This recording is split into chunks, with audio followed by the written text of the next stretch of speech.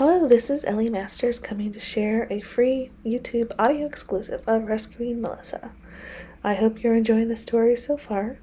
Don't forget to subscribe to my channel and hit the bell so you're notified when new chapters come available. Now, let's listen to the story. JEM Publishing presents the unabridged recording of Rescuing Melissa, The Guardian Hostage Rescue Specialists, Book 1, written by Ellie Masters, narrated by Aubrey Vincent and Matt Haynes. 31. Stitches. Pierce. I was a little concerned about getting Dickwad to help Gretel, but I hoped his desire to heal would prevail. After I finished with Henrietta, I stalked over to him, making sure to stay well out of range. He strained against the chains as we eyed each other. Oh, how his hatred rolled toward me in that heated gaze.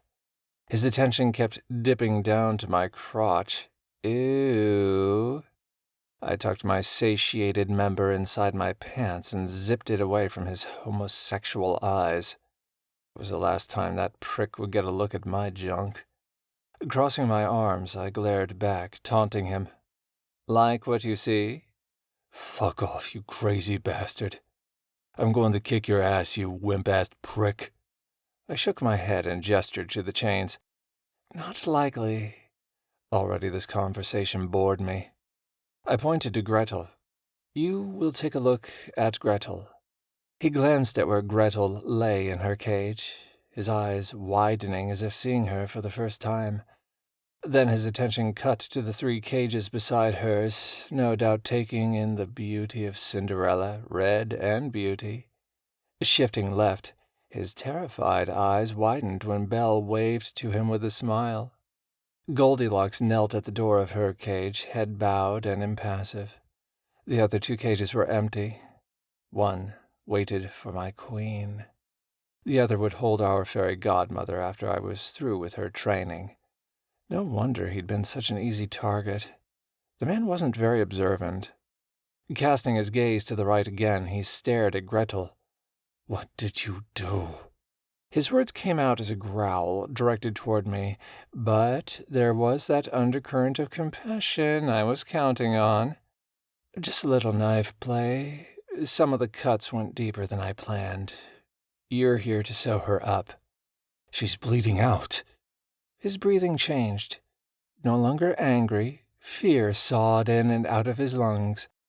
Seeing him come apart wasn't as satisfying as when fear took hold of a woman. Women are fragile. Smaller than men, they lived daily with fear. It affected them on a primal level men didn't understand. Women's instincts were to nurture and serve. Men sought to defend and own. The bleeding is why I brought you here. I gestured to the stack of supplies. I should have everything you need to stitch her up. She needs a doctor, asshole. You need to call 911. I shook my head. Not going to happen. His strength returned with his anger. I didn't like that. Fear would make him more dangerous. I hoisted his arms above his head and locked them in place with a tug on the pulley mechanism. I gave the chains on his legs the same attention, fastening him tight against the wall. He grunted and jerked against his bonds. I was safe, but he wasn't safe from me. We were good. I checked the supplies and laid them out in neat lines. Then I unchained Gretel and carried her to the table I'd set up. As expected, Dickwad tried to lunge for me, but he couldn't move. Poor Gretel. More blood had saturated the second layer of bandages. Punching him in the face crossed my mind. He deserved a black eye to match the one he'd given me, but he would need his vision to care for my princess. I pointed to the supplies, making sure he listened. Is there anything else you need? There shouldn't be. Bandages, antiseptic solution, alcohol, antibiotics, needles, and suture material were all present. How about a doctor? With a shrug, I looked him in the eye. If she bleeds out, I'll kill you. His eyes flared, the lids pulling back. I'd injected no emotion into my voice. I had none for him. Gretel, on the other hand, I cared for quite a bit. And if I do this? Another shrug. Then I'm happy. What happens to me? I won't need you anymore. He needed to think he was getting out of here. Without it, he might make the wrong choice. I'll drug you, take you out of here, and that's the end of it. And the girl? I laughed. She stays. I motioned for Belle to come to the front of her cage. Tell him, Belle. Tell him how this is our little thing. My arms swept around the room, encompassing all my princesses, even Henrietta. They're here because they want to be. You're a bright guy. You've heard about these things. I pointed to Gretel. We got a little carried away with the knife. This isn't something hospitals understand. So you kidnapped me? You have a certain skill set. His gaze hardened, then swept to Belle. My beautiful Belle went to her knees. Please, kind sir, help Gretel. You're here by choice? Disbelief saturated his voice, but he didn't understand my kingdom, what I had worked to build. I turned my attention to Henrietta. Now would be the time to see if she had learned her lesson. Her eyes flicked to mine, wide-eyed and terrified, then skittered away, cowed into submission. All was as it should be in my realm. Yes, sir. Belle, beautiful words dripped like honey from her tongue. But then she had always had a sultry way about her. It was one of the things I enjoyed about my most favored princess. Please help our sister. In chains? The chains are for our master's safety, sir. I walked to Belle and reached through the bars to stroke her hair. I loved her so much. Dickwad did another sweep of my dungeon. His gaze moved over the cages and beyond to the king-sized poster bed where Henrietta was chained. Beyond the bed, the squat door locked all of us inside together. He might kill me if he broke his chains, but he wouldn't be getting out of this room. If the bastard killed me, this room would become his grave. My princesses would suffer if that happened. Good thing I always thought things through. When his survey of the room ended on Gretel, I knew he would do what I required. Her eyes fluttered, the first sign of life in the past hour, but she still didn't move. I went to the pulley mechanism and slackened his chains. Dickwad's arms lowered. I drew up a chair far out of his reach. I would be with Gretel every step of the way. A grimace stretched across his face. She needs stitches. I pointed to the sutures. Then stitch her up. I'm a nurse, not a doctor. I don't do this kind of thing. You seem like a smart guy. I'm sure you've watched doctors do this 1,000 times. How hard could it be? I gestured for him to get started. While he began, I pondered how I would find my queen. Protective custody posed many problems, and I didn't know where to look. The biggest news of all was why she'd been placed in custody. My mentor was free. I wasn't sure how this would affect my plans. 32. Diner. CJ. CJ met Mac and Jenny at a diner after he checked out of his hotel room. Mac ran a finger around the water ring left by his glass. In the 5 years they'd worked together, CJ couldn't remember Mac drinking anything other than water. Perhaps he should ask why someday. Jenny ordered a complex concoction of coffee, milk, sugar, and cream. She clutched the warm brew and held it below her nose, sniffing it like a lover.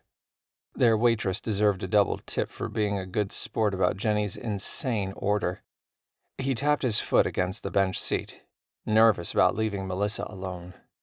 But Mac and Jenny requested a sit-down session to strategize on the kidnapping case. Hotel security had eyes on Melissa's room. She was safe. It makes little sense with Henrietta Jones. Mac updated him on what little they'd discovered. CJ looked across the table at the design Mac created from the water ring, an elephant or a rhino. It was hard to be sure. What doesn't make sense? Mac stopped his water doodling. I don't see someone snatching her off the street in between shopping runs in this town. She could have been targeted, Jenny said. CJ shook his head. As a kidnapping victim, she doesn't have much to offer. Not much money and no real family to pay a ransom. Jenny blew on her coffee. She had yet to sip the foamy mess, but seemed content to inhale its aroma. We were thinking about a sex crime, but you're right. She falls out of the usual age range for that. Not that it doesn't happen, but I'm grasping at straws here. CJ leaned back and stared out the window of the small diner. Something new must have happened. We need to trace every detail in the days leading to her disappearance. I want every second accounted for. Who she spoke to, what she was doing, where she shopped, what she wore, everything. Mac looked up from his newest creation, a stick figure of a Jedi Knight. He frowned. That will be hard. Most of her days were spent with her girls. And from what everyone says, not only wouldn't she let anyone near her daughters, but the woman didn't date. CJ shook his head. That may be. But you don't think Little Miss Perfect might have gotten lonely over the years? Maybe someone talked to her? It doesn't have to be a date or a lover. We've solved cases with much less to go on than this. Talk to the girls. Jenny and Mac exchanged glances. They won't speak to me. Mac used air quotes. I'm scary. Jenny rolled her eyes. I hate kids, and little girls are obnoxious. They were kind of skittish with me, too. I don't think they've ever talked to a black woman. They're kids. CJ had never met a woman less in touch with her feminine side than Jenny. They'll talk to you. Her eyes narrowed. You think because I'm a woman, I'll relate to them? Her shoulders twitched. Kids annoy me. CJ took a long pull from his coffee, needing a moment to compose his next few words. Jenny could get touchy. The more conversation centered on her femininity, the jumpier she got, and the more likely he'd wind up with a black eye. Frankly, he didn't understand. He'd never met a more stunning woman, except for maybe Melissa. The waitress arrived with their meals. Jenny poured half a bottle of syrup over her pancakes and shoveled a large bite into her mouth. CJ sprinkled pepper on his eggs and toyed with them while he considered the plight of their investigation. It had been too many days since Henrietta Jones's disappearance. Chances of them recovering her alive had taken a sharp nosedive south, and with each passing day, those odds worsened. The best they could hope for was a rapist who would play with her first, giving them more time. Murderers tended to be more impulsive and dispose of their victims quickly. Briefly, he considered the possibility Scott Patterson abducted Henrietta Jones. Still, the timeline didn't fit, and the Fairytale Killer had a particular type, the promiscuous college co-ed. He ground his teeth. If only his sister had listened. If only she hadn't trusted too easily. His sister couldn't have fit Patterson's mold any better. Scott Patterson never deviated from his set type. Young, blonde, and the girl next door. How had Melissa ever wound up with that freak? Jenny demolished her pancakes while Max stirred the food around on his plate, mixing grits, pancakes, and eggs into one disgusting mess. She angled her fork at CJ, dripping syrup on the table. You should talk to her daughters. You've got a kid vibe. Kids love you. I will, but let me get back to the hotel. I told Melissa I'd be gone for an hour, and it's already been at least that long. Then I'll speak to the girls. Max shoveled some of the disgusting mess on his plate into his mouth and spoke with his mouth full. The kids are meeting with a potential foster family for placement. They should be free by noon. Perfect. I can take them out for lunch, build up a rapport. He ran a hand over his head. Have you heard from the rest of our team? Mac nodded. They'll be here around noon. That'll be perfect. I can stay until they arrive, then meet with the girls. Let me tell Melissa. He fished out his phone and dialed Melissa's number. No answer. With concern, he dialed again. Nothing.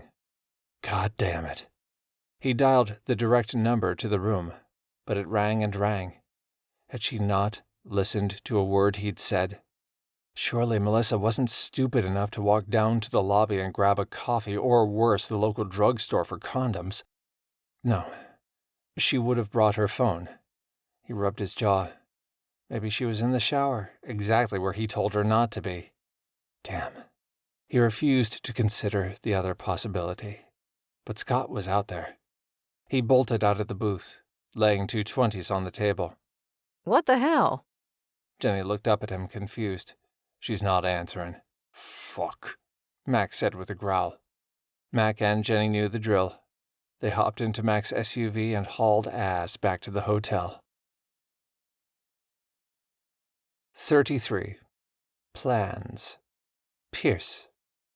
Stalking the asshole hero dude took time I didn't have. My princesses had been left alone with Dickwad. I didn't like that one bit, but I had no choice if I was going to claim my queen.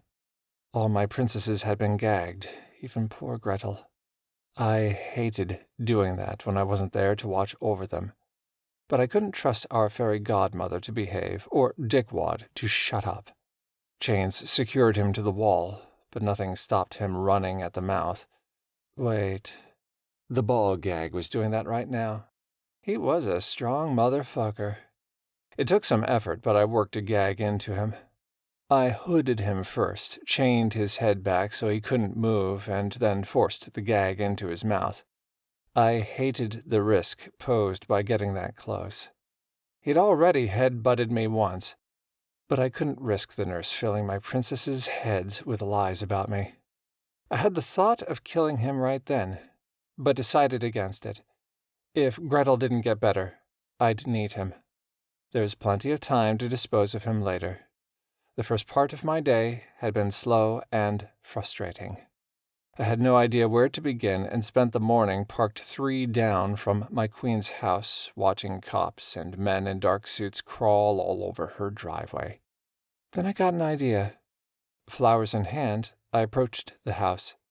It was the perfect cover, and the police greeted me with smiles instead of scowls. They wouldn't answer my questions and eventually turned me away, but I'd been smart. The flowers had to be delivered, I'd argued. I handed the arrangement to one of the guys wearing a wedding ring, and while he took the bouquet, I lifted his radio. People aren't very observant, and picking pockets came easily to me. And so, I listened to their chatter all morning. You'd think they would have said something important by now. My irritation grew with each passing hour. Did none of them know where she'd been taken? As I peered through my spotting scope, my thoughts turned to my mentor. To meet him in person made me apprehensive. We'd only exchanged letters, fabricated a code over the years to speak more plainly about life. He hadn't attempted to contact me yet. Part of me wanted to meet him, but another part knew it was too dangerous. Besides, we'd been pen pals for years. With him escaped, I was sure someone was looking into who might aid him on the outside. My name being high on that list was a risk, but I wasn't worried. The police were welcome into my home. I had nothing to hide, and they would never find the entrance to my dungeon. But I obsessed about meeting him. Was he out here too, watching for his wife? Would he insist my queen still belonged to him? A dark blue SUV rolled into the driveway. An enormous black man stepped out of the driver's side. He looked familiar, but I couldn't place where I'd seen him before. Then I remembered. He was the fucking hero's sidekick. The door to the passenger side opened, and an African beauty exited. My heart stuttered with the hitch in my breath. She was an exquisite display of ebony perfection, and her lithe frame moved like smoke on the wind. Small tits, but I could get past that. My cock twitched, demanding a taste, and ordered me to make her my African queen. Could I have 2 queens? No one else jumped out of the car. Hero Boy wasn't with them. It would be fun to string Hero Boy up in my dungeon instead of that pathetic nurse. But I'd found his friends. Flowers. Shit, I needed more flowers. There weren't any more in the van, and my queen deserved the best arrangement I could find. The big man talked to the suits standing in the driveway while the woman disappeared inside. What little chatter squawked through the radio yielded zero information. My thoughts wandered down the wrong path, and with it went my attention. I almost missed it when Goliath jumped into his car. The ebony beauty followed.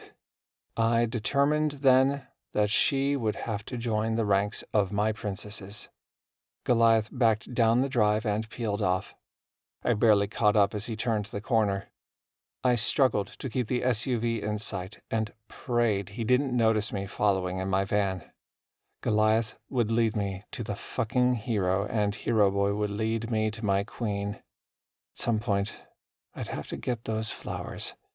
He pulled up to a greasy diner, and the two of them climbed out. I found a spot where I could watch the door, and was happy to see them take a booth against the window. I had a clear view. 10 minutes later, a cab arrived, and Hero stepped out. Another man I would need to kill. He slid into the booth across them. My scope wasn't powerful enough to see the screen of his phone, but I picked out 3 of the 4 numbers of his passcode. I would need that phone. About 20 minutes later, something happened because all of a sudden they rushed out of the diner. This time I was ready and had no difficulty following them to an upscale hotel. They ran inside while I parked my van behind their car. I handed my keys to the valet, along with a 50. An atrium formed the core of the building. 4 sets of glass elevators lifted from the lobby floor to scale the inner walls. Spotting my eager trio was easy. They stood at the bank of elevators. I strolled into the middle of the lobby and took a seat in an overstuffed chair where I had the best view of the elevators and the balconies of every floor. I swore they had guns drawn. My heart leaped with worry over my queen, praying nothing terrible happened to her. Their elevator ascended to the 18th floor. When they rushed out, they headed left. Thankful for the open design, it was a simple matter to track them. All I needed now was a plan. I walked to the bar and ordered a drink. My princesses could wait a little longer. I needed to think. The bartender poured a beer and left me alone. My queen's hero intimidated me, as did the large black man. They had the same look about them, like they'd gone a round or 2 before. I didn't want to think about going toe-to-toe with Goliath. Wait, I didn't like that name. I would call him Tank. Even the Amazon frightened me a little, as ashamed as I was to admit being scared of a girl. It was the truth. And I hated guns. But I would brave it all to get my queen. 34. Card key. CJ. 10 agonizing minutes later, Mac pulled up to the hotel. CJ grabbed his duffel and launched out of his seat. From the corner of his eye, he spotted keys flying as Mac tossed them to a valet. He'd never forgive himself if something happened to Melissa while he was gone. Jenny followed, easily keeping pace with him and Mac as they sprinted through the lobby. Please, God, let her be all right. Jenny arrived at the elevators first and jabbed at the call bell. The wonder of wonders, the metal doors opened. He breathed a sigh of relief, but nothing could ease the lump of anguish sitting in his gut. Prayers are for pussies. That was a saying his alcoholic father had beat into his young body until the message imprinted itself in his bones. Still, he wasn't beyond asking God for a favor this once. What floor? Jenny's finger hovered over the columns of buttons. He reached around her and pushed the button marked 18. Jenny took a step back, saying nothing. Her placid expression conveyed much. She exchanged a glance with Mac, an entire conversation flowing between them in that one look. He'd never met operatives who moved with the same unified purpose as they did. Those two had an eerie connection. As they neared their destination, Jenny pulled out her Glock. She gave Mac a questioning look, and he responded with a jerk of his chin to the left. CJ readied his gun, then cursed, realizing he needed the room key buried in his wallet. He holstered his weapon, dropped the duffel, and dug the card key out from among his credit cards. The doors to the elevator opened, agonizingly slow, and he squeezed through the widening crack the moment his shoulders fit through the opening. He was off at a sprint, card key in hand and weapon ready. Jenny and Mac jogged behind him. He pulled up to Melissa's room and slid the card through the reader. The light flashed red. He cursed and reran it through the reader. Red. Fuck. On the third try, the light blinked green and the lock disengaged. He rushed through the doorway, sweeping the room, gun level and steady. "Melissa!" He called her name in a steady but low tone. No answer. Jenny and Mac had his back. Mac closed the door and gestured to the bedroom. He dropped CJ's duffel bag on the floor. Jenny stepped to the bedroom door and covered him while he turned the knob. He put his palm to the door and pushed it open, sweeping his weapon left then right. Melissa's suitcase lay in the middle of the floor, zipper open and clothes strewn everywhere. No Melissa. His heart rate jumped as he took in the neatly made bed and the disaster on the floor. Had she been taken? Had she been foolish enough to let the maids in, after his strict instructions that no one was to enter? The light patter of falling water hit his ears. He tilted his head back and cursed. What? Jenny's whisper brought his attention back to business. She's taken a fucking shower. Jenny lowered her gun. And that's a problem. Why? He gritted his teeth and ground out the words. Because I told her not to, that's why. Behind them, Mac cleared his throat. Might I remind you we have yet to confirm she is inside the bathroom. Are you going to chat all day long, or are we going to clear all the rooms? I'll do it, CJ said. Jenny shook her head. Like hell you're walking in on a woman taking a shower. I've got this. He put out a hand to stop Jenny. The look she gave suggested he had a fight on his hands, but he would be the only one stepping through that door. What if Melissa had fallen again? His heart pinched, remembering her crumpled body sprawled on the shower floor. No way. Jenny made to step around him. He pivoted and pinned her to the wall, holding her in place with his hand wrapped around her throat. I said I'd deal with it. You think because you fucked her, she's yours? Get your head out of your ass. Jenny grabbed his wrist. If he'd been anyone else, she would have incapacitated him by now. Instead, she allowed him to hold her against the wall. Jenny. Mac gave a warning. I didn't fuck her, CJ ground out. At least not yet. He had bought a pack of condoms. One was nestled within the leather folds of his wallet. Jenny pulled his hand away from her throat. Then what the hell is wrong with you? He had no answer. Max stepped around the two of them and entered the bathroom. Before CJ could stop him, a high-pitched screech sounded against the tiled walls. What the hell? Get out! Get out! Mac backtracked out of the bathroom, his gun held up and a grin splitting his face. Ladies alive, and might I say... CJ leveled a finger at his friend. Don't you dare say a word. He rushed around Mac's massive frame. Melissa, it's okay, it's me. CJ? Steam saturated his shirt between one step and the next. The mirrors were fogged over. She sat on the shower enclosure floor, curled into a ball, hugging her knees to her chest. Worried she'd fallen again, he threw open the shower door and stepped inside. Water soaked his clothes for the second time in less than 24 hours. He crouched down. Are you okay? Did you fall? Melissa turned red-rimmed eyes on him. I'm fine. I was just trying to relax. It wasn't until he was pulled back by the scruff of his neck that he moved. Out, asshole, Jenny said. Get the fuck out! She threw him into the bedroom and slammed the bathroom door on him and Mac. Mac sat on the bed and wheezed with laughter. That'll teach you to put Jenny in a chokehold? Shit, even I wouldn't do that. Melissa's frustration sounded from behind the closed door. It was too muffled for him to make out the words, but her emotion carried well enough. He started toward the door, but Mac's cautionary tone pulled him back. I wouldn't do that. Your girl's safe. Let's wait in the other room." He shook out his wet clothes. I fucked that up. "Pretty much. She didn't listen. She didn't follow my orders. She's not your team." Mac tugged CJ toward the living area of the suite. "You and we need to talk." I'm good. "Are you? The way you went after Jenny? Do we have a problem?" I said I'm good. "Really? Because from here it looks as though your feelings for the lady are becoming a liability." Mac shook his head. "Shit, did you have to pick the wife of the man who killed your sister?" A gasp sounded from behind them. What? CJ spun around and watched as the color drained from Melissa's face.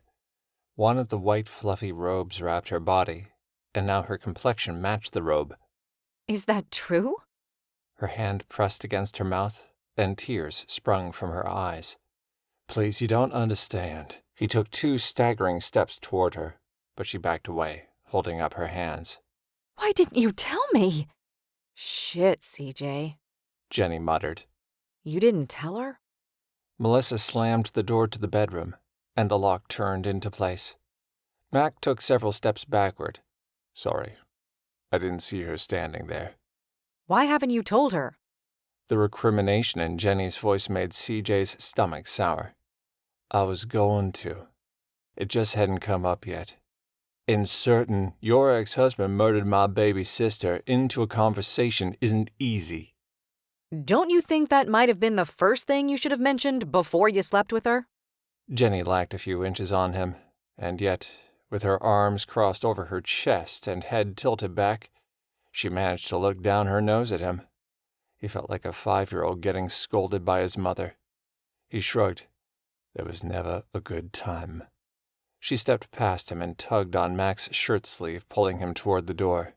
Because you were too busy shoving your tongue down her throat. Mac and I will be in the bar. Patch things up with your girlfriend, then meet us downstairs. I don't care about your personal love life or how you made a mess of it in less than a day, but we have work to do and 2 cases to solve. Get your ass focused. "Jenny, that's uncalled for." Mac shut his mouth when Jenny pressed a finger to his chest. You stay out of it. Her finger lifted to point accusingly at CJ. His personal love fest has sidetracked our investigation. There is no love fest, Jenny, and I've been on point. Besides, you're in charge of the investigation, and you just said it. We have 2 cases, recovering Henrietta Jones and protecting Melissa Evans. Until the rest of the Delta team arrives, Melissa is my responsibility. The Henrietta Jones case is yours. We're getting the girls at noon.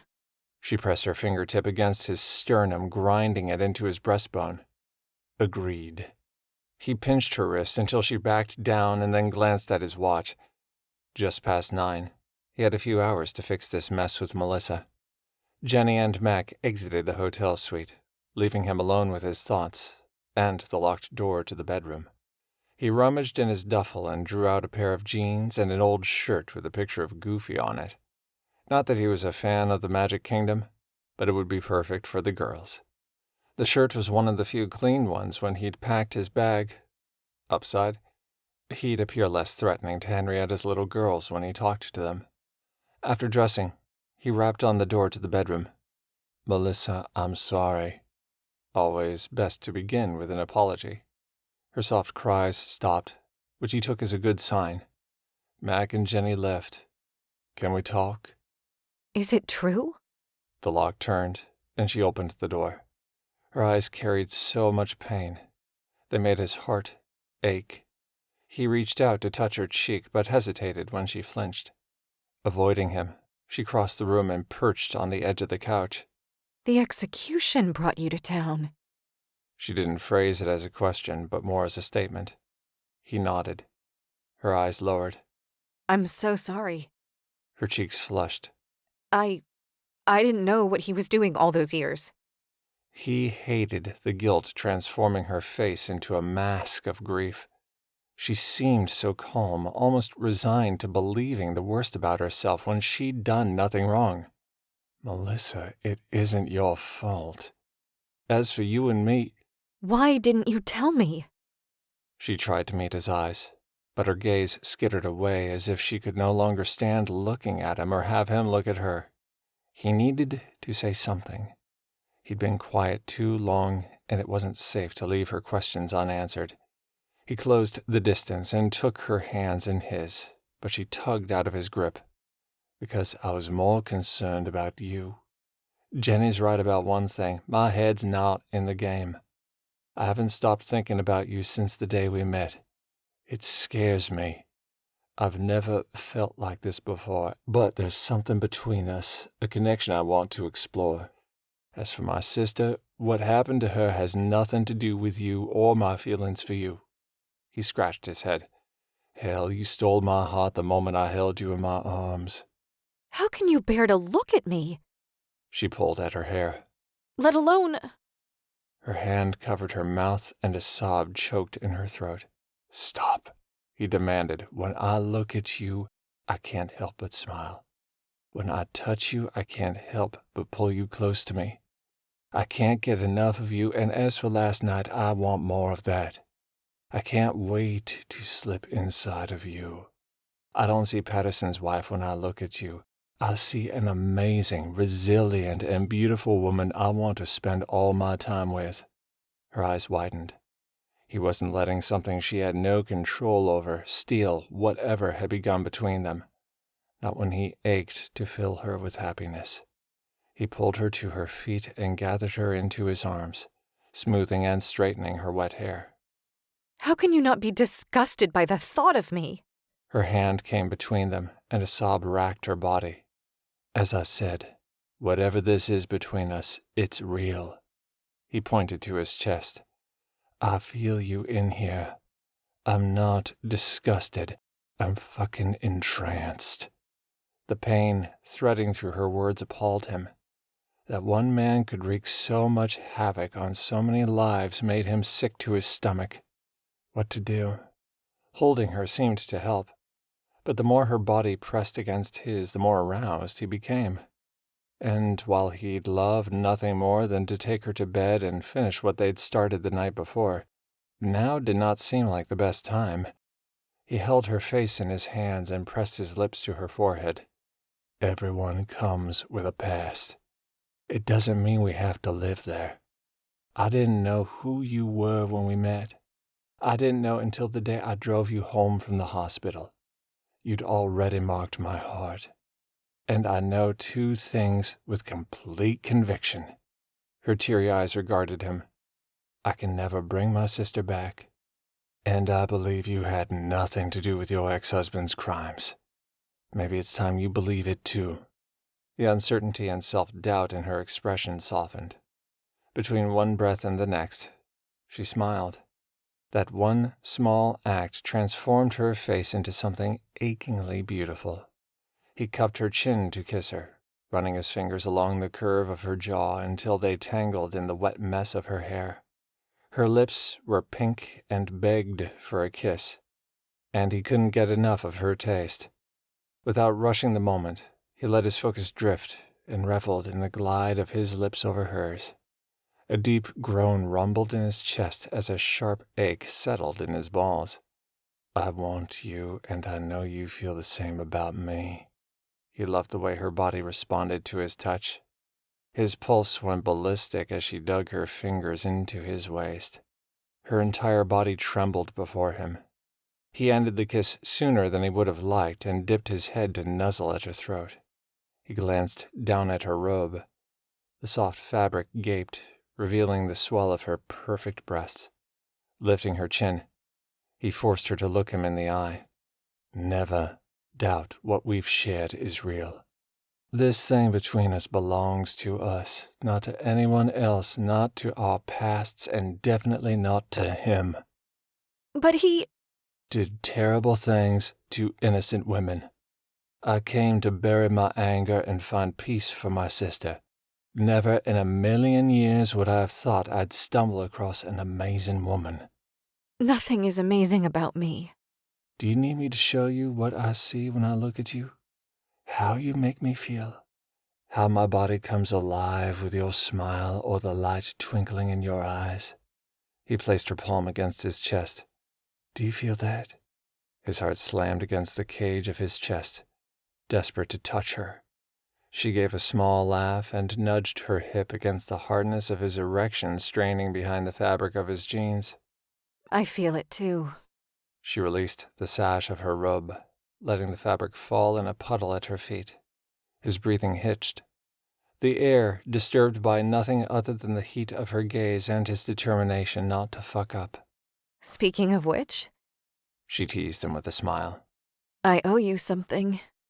He groaned with his need, wanting to sink into her lovely heat and make her scream his name. She swiveled her hips, the movement hardening his cock until it ached. Wrapping her arms around his neck, she leaned her head against his chest, breathing out a deep sigh. Without another word, she grabbed his hand and led him toward the bedroom. He almost stopped her, his mind drifting to how much trouble he would be in with Jenny, hell, with Sam, but she drew him into the dimly lit bedroom, naked and determined. And technically he had a few hours to kill. There was no way in hell he would stop whatever was happening next. When she reached the bed, she turned to face him. Undoing the buckle of his belt, she lowered the zipper, reached in, and pulled out his cock. He moaned as her hand wrapped around him, then hitched a breath when she fisted the shaft. The slow, agonizing twist had him rising to the balls of his feet. Sweet Jesus. He kissed her, exploring her mouth and the angles of her perfect face. She kept her hand on his cock, moving from root to tip, with tentative fingers becoming more confident the longer he kissed her. He ran a hand over her skin, tracing the satiny swell of her breasts, and used his thumb to draw circles around her nipple until the flesh pebbled into a tight bud. It was time to slow things down. She moaned when he flicked her nipple. He palmed her belly, and then sought the heat between her legs, where he found her wet and ready. Maybe slow had been a bad idea. He pushed his jeans down. Kicking his shoes off, his socks joined his jeans in a pile on the floor. He stopped kissing her and took a moment to admire her nakedness. Is this what you want? Yes. Her breathy reply sent blood surging to his cock.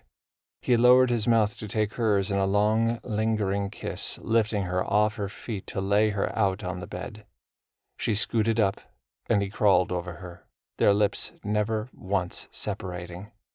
She canted her hips upward, positioning herself so his cock met the hot, wet flesh of her pussy. Her fingernails scraped his back, desperate for more contact, and when he shifted over her, his cock almost slipped in. She froze and whispered, Did you get any condoms? Thank fuck he had. He retrieved one from his wallet, sheathing himself with a rip of foil and a slide of protection. Then he dragged himself back up the bed, stopping to inhale her intoxicating scent and taste her essence. I'm going to erase that bastard from your memories. He kissed down the length of her body. What, man? She cried out the moment his tongue found her clit. He closed his mouth around the tender nub, drawing her deep into his mouth, flicking the sensitive tissue with his tongue in short bursts until she writhed beneath him and begged for more. Her fingers dug into his scalp, desperate and needy, and he gave her exactly what she needed. He didn't stop until she came apart on his face. I need to be inside of you. He shifted, moving back over her body, now. While she quivered with the aftershocks of her orgasm, he fisted his cock and pressed just the tip against her folds. Their eyes met, and he held her with a fierce stare. The moment she gave the briefest of nods, he plunged deep into her with one long thrust, not content to move slowly anymore. She gasped as he filled her, her warmth clenched around his cock. This was nirvana, wrapped in the heat of this amazingly beautiful woman. He never wanted to leave, but he needed to move. Hunger for her sweet heat propelled him. His heart beat with a solid thump, and he tried not to crush her with his weight. Slow and steady, he pulled out. She matched him with a rock of her hips. The sensation went straight to his cock, The feeling so overwhelming he thought he'd lose control and embarrass himself right then. But he gritted his teeth and balanced on the edge of consuming pleasure, determined she would come again before he was spent. "You feel so fucking good," he said. "So fucking good." Already, that telltale tingle began at the base of his spine and traveled to his balls. He held his pleasure back, never wanting this moment to end. Oh my God. She arched her neck. CJ, faster, please. She dug her fingers into his shoulder. Oh my fucking God. Her tits bounced with each thrust and shook every time he pulled out. She begged him to move, faster, harder, and he wanted to howl a primal yell to the world. This was him making her feel this way, making her beg for more and scream with pleasure.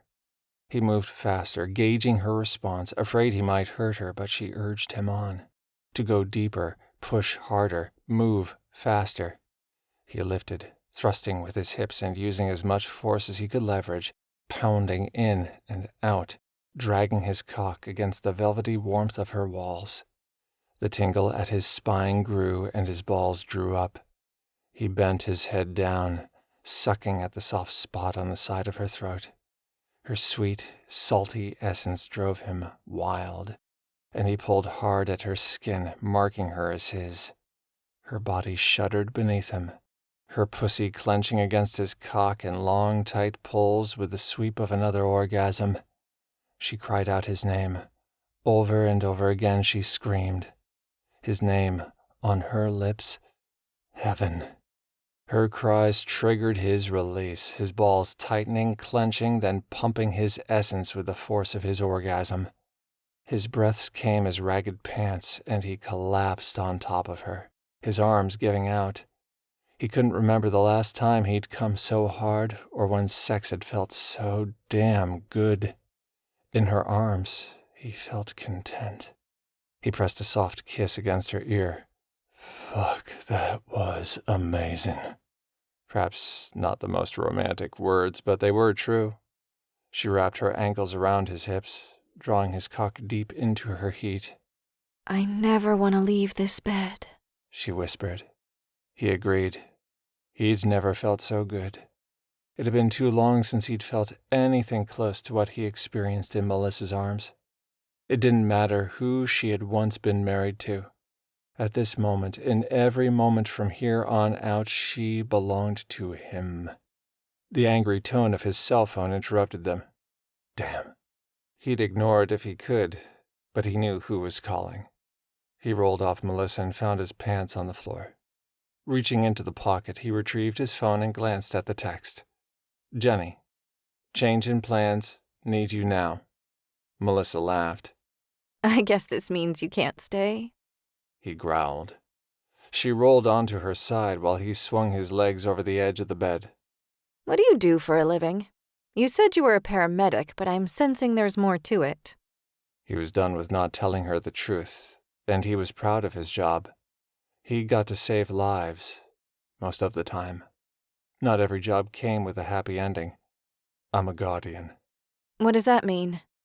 The guardians are hostage rescue specialists. We consult with the FBI when they have difficult cases, and we work for private clients when needed. What does that have to do with my husband? She seemed confused. Nothing, actually. I came for his execution, but you know what happened with that. Then a woman was kidnapped. Her husband is well respected, and the police chief reached out to my boss to look into it. He understood her confusion and left the bed with great reluctance. Walking into the bathroom, he discarded the condom. My company was hired to investigate the kidnapping of a woman named Henrietta Jones. Since I was already here on personal business when the case was assigned, it was assigned to my team. Do you think Scott kidnapped this woman? Henrietta doesn't fit his type. But it did happen the day after his escape. We can't rule him out, but I think they're unrelated. He didn't have time to take her, and he hesitated to bring up the poor girl killed in Melissa's house. Kill that other girl. She finished his thought and wiped at a tear. He walked to the foot of the bed and retrieved his clothes, dressing slowly while savoring Melissa's still naked form. He'd never get enough of her beauty, or how she felt wrapped around his cock. Is that why Jenny was mad at you? Her brows knitted into a pensive expression. You should be working that case instead of protecting me? Yes and no. Guardian HRS is protecting you, which means I'm protecting you. The local cops are spread too thin with the storm damage. Jenny has taken the lead on Henrietta's kidnapping, but I'm helping her out. And I have to go. I have a meeting at noon. In the meantime, the rest of Delta Team is inbound to protect you. He lifted the phone. Something happened, and Jenny needs me now. Delta Team? Sounds very military. Most of us are ex-military, in some form or another. Impressive. So I'm both work and pleasure? Her impish grin made him smile. You most definitely are. He threaded his belt through the buckle and crawled on top of her. Staring down into her innocent eyes, he couldn't help but smile. For the record. He kissed the tip of her nose. You're worth it. I wish you didn't need to go. She rolled to her side, much of her stiffness seeming to be gone. Me too. We should talk when you get back. We will. Now, promise to lock the outer door. Use the swinging latch and stay in the bedroom with this door locked too. Prop a chair under the doorknob. Don't answer the door. Let no one inside. Your security detail will be here in less than an hour. When will you be back? She tapped him on the nose with her finger. Later tonight. He would bring her flowers, order a romantic dinner, light some candles, and take his time to explore her body the way she deserved. He kissed her, his heart solid and whole. I can't wait to see you when I get back. She stretched her hands over her head. I'll be waiting for you right here. Damn it, woman, you're gonna be the death of me. He reached down to adjust his growing erection. Hopefully in the best possible way. Be safe out there, CJ. I will. And with that, he left a naked woman in bed who had somehow grabbed a hold of his heart. There was far more than sex going on between them, and he agreed. When he got back, they would talk. Melissa didn't know it yet, but he wasn't letting her go. 35. More plans. Pierce. Many minutes after I settled in at the bar, I watched Tank and my Amazon walk into the elevator on the 18th floor. She stared out of the glass while he faced the doors. The difference in their sizes fascinated me. She was thin and tall, with musculature accentuating her curves. Towering above her, Tank was a monster. If the two of them were coming down, what the hell was Hero Boy doing to my queen? If he touched her, I would rip his head off. Moments later, Tank and Amazon took a small table not more than 10 feet from where I perched. Terrified that Tank would recognize me from the hospital, I placed my back to him, keeping an eye on them through the mirror behind the bar. My position allowed me to admire my Amazon and her flawless perfection. She ordered a glass of wine, and he asked for water. I shifted, straining to listen to their conversation, hoping something could help my quest. You didn't have to be such a bitch. Tank stretched back in his seat while his cold eyes scanned the hotel lobby. Someone needed to say something. Her sharp retort made me snicker. I couldn't wait to make her mine. I loved the light lilt of my Amazon's voice. What accent was that? Something exotic and raw. What would she sound like when she screamed? She continued. You weren't stepping up to the plate? My hearing perked up, eager to exploit anything I could. CJ's cool. So, Hero's name was CJ. He's distracted. No, CJ doesn't get distracted. Besides, you haven't given him anything to do. The girls... He's going to talk to them at lunch. It seemed like Hero Boy had lots of girls hanging around. Yet another reason to get my queen out from under his influence. I struggled with my lack of a plan. The big guy sipped his water and watched the woman over the rim of his glass. Tank traced a finger over the water rings left by his glass, doodling on the tabletop. Her mouth entranced me. A darker coloring deepened her plump lips. Would they feel different wrapped around my dick than a white woman's lips? I shifted, trying to relieve the ache in my pants as they tightened with my need. With great effort, I forced myself to focus on their conversation, but every time she licked her lips, my thoughts wandered to having them wrapped around my dick. The bartender swapped out her empty wine glass with a new one. She took a sip, those entrancing lips of hers hugging the rim of the glass. Tank pulled a phone out of his pocket, the vibrations buzzing as loud as a ringtone. Yo. A minute passed without him saying a word. Then he answered, Got it. What's wrong? My Amazon tipped the glass and emptied its contents. That was Sam. Our team's delayed. Weather. Won't be here at noon like we thought. Shit. She said. When? They're renting a car and driving down. Sam thinks no later than 3. CJ won't be pleased. She tapped on her phone. I'm letting him know. Besides, it's almost time to go. A few minutes later, Hero Boy walked into the bar. I watched his approach through the reflection of the mirror. He scanned the room, and my heart thundered, but he looked through and past me like I didn't exist. Although he could only see the back of my head, I was safe. And what was that? His cell phone poked out of his back pocket. An easy lift if I wanted it. And I would need his phone. My day just brightened. They were pushing me to take risks because I would have to get close to him to snatch that phone. I didn't like that. I didn't like him. His walk irritated me, all confident like he owned the place. His deep voice carried that soothing edge women flocked toward, and I had no doubt he'd been using it on my queen. I hated the expanse of muscle spreading beneath his t-shirt. I hated everything about him because I knew he desired my queen. An image of him chained and bleeding flashed in my eyes. I'd love to slice his pretty face. Speaking of, I needed something to hide my face. Fortunately, the dude beside me left his ball cap on the bar. It would do. I won't be pleased about what. Hero Boy grabbed a nearby chair from another table. Raising a hand, he flagged over the bartender. Tank tossed a couple of 20s on the table and stood. Security detail won't be here until 3. 3? Hero Boy's face turned cherry blossom red. For a moment I hoped his head would explode. That would save me a lot of trouble. What happened to noon? His gaze surveyed the room and settled on my reflection. A flicker of recognition flashed in his face, but he didn't do anything. But then why would he?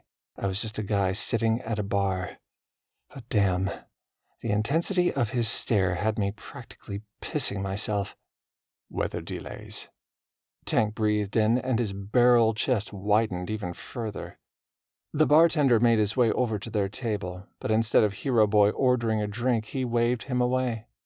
They got up to leave, and the roundness of my Amazon's hips snagged my attention. Shit, I needed to focus. I needed that phone. And then the universe answered my prayers. An elderly couple sitting a table away stood. Their ponderous movements, unsteady and frail, provided the perfect opportunity. I snagged the ball cap and set it low to shield as much of my face as possible, and then positioned myself to provide a distraction. A collision of the old and the overly rushed would be perfect. Tank put a hand on Hero Boy's shoulder. Melissa will be safe. Hotel security is aware. It took little to make the old woman stumble as I pitched her toward Hero Boy. Her shaky voice trembled with surprise. I'm so sorry. She placed a hand on Hero Boy's arm. I'm so clumsy. While she gave her apologies, Hero Boy steadied her on her feet.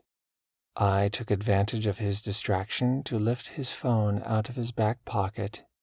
With a polished flick of my wrist, I tucked it into the waistband of my jeans. Hero Boy's gaze lifted to the atrium, his eyes sweeping left. Mine followed the direction of his gaze, but for a different purpose. He was thinking about what he was leaving behind. I was thinking about what was soon to be mine.